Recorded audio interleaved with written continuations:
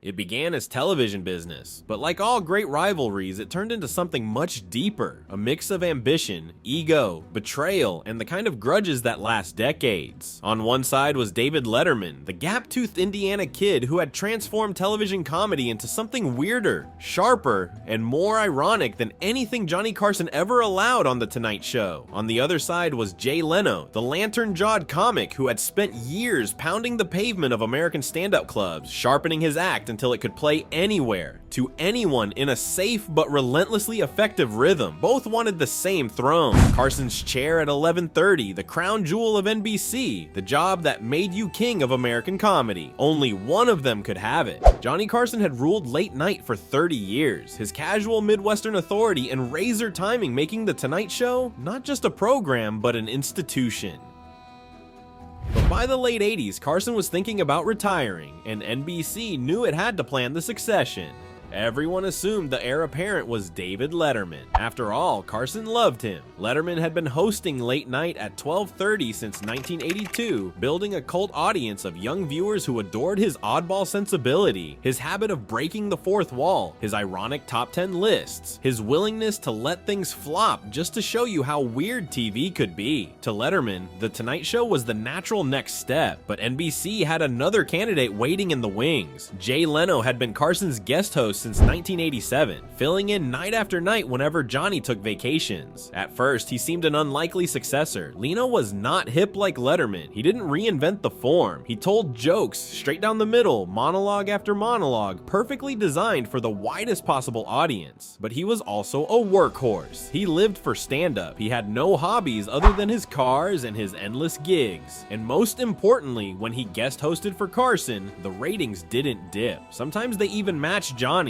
Behind the scenes, the battle grew vicious. Leno's manager, Helen Kushnick, was as feared as any Hollywood agent. Tough, uncompromising, she made enemies across NBC with her willingness to threaten and manipulate to get her client the throne. According to Bill Carter's legendary book, The Late Shift, she even planted press stories about Carson's possible retirement to box NBC into making a decision. Letterman, meanwhile, played his cards more quietly, trusting that his years of loyalty and Johnny's affection would secure him the spot. But television is not a business of sentiment, it's a business of numbers, and NBC executives began to fear that moving Letterman to 11:30 would destroy the 12:30 franchise he had built. Better, they thought, to let Leno keep The Tonight Show safe and middle of the road and keep Letterman right where he was. When Carson finally announced his retirement in 1991, the knives were already out. Carson himself reportedly preferred Letterman. He felt Dave was the true heir, the only one with the originality to push the format forward. But NBC executives thought differently. They remembered how Johnny had once wanted Joan Rivers as his guest host, only to see her defect to Fox. They were determined not to let the talent dictate to the network again, so they chose Leno. The decision stunned Letterman, humiliated him even. He had spent 10 years at 12:30 waiting for that call, only to watch it go to someone he considered a lesser comic. The press framed it as a war.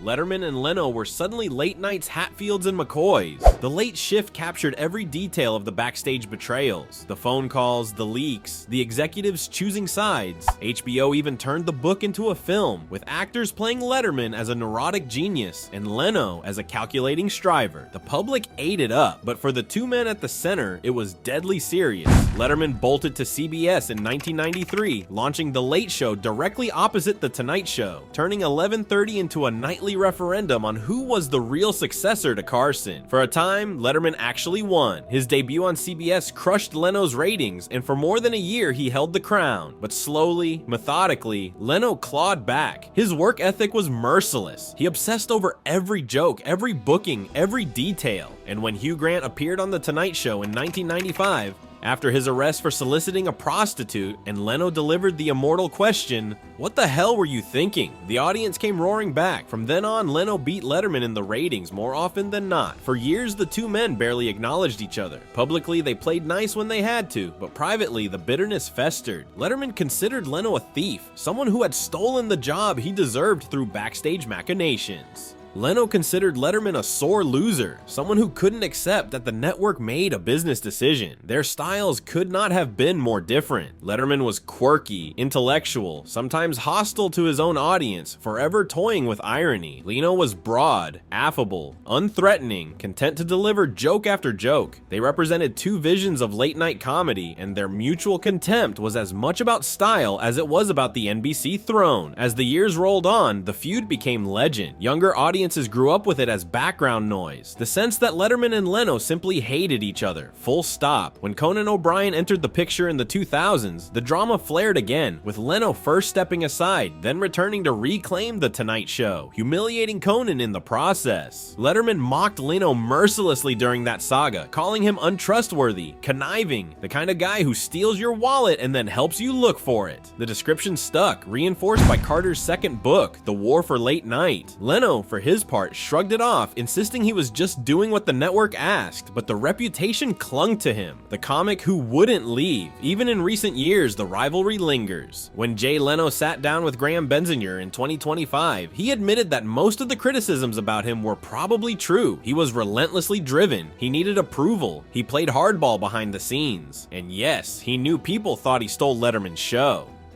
But Letterman never had the show, Leno protested. He was great at 12:30, huge, but NBC thought if they moved him to 11:30, they'd lose the 12:30 slot, and I'd been guest hosting for 5 years, matching Johnny's numbers. Johnny preferred Dave, sure, but the network didn't want to mess with a good thing. It was a defense that made business sense, but did nothing to soften Letterman's resentment. Leno even told a story about once riding motorcycles with a friend near Letterman's home in Malibu and deciding to stop by. It was, he recalled, the most awkward day. The two men had almost nothing to say to each other. Comedy was their only shared language, and even that couldn't bridge the years of suspicion. Leno claimed he would welcome a reunion, even a reconciliation.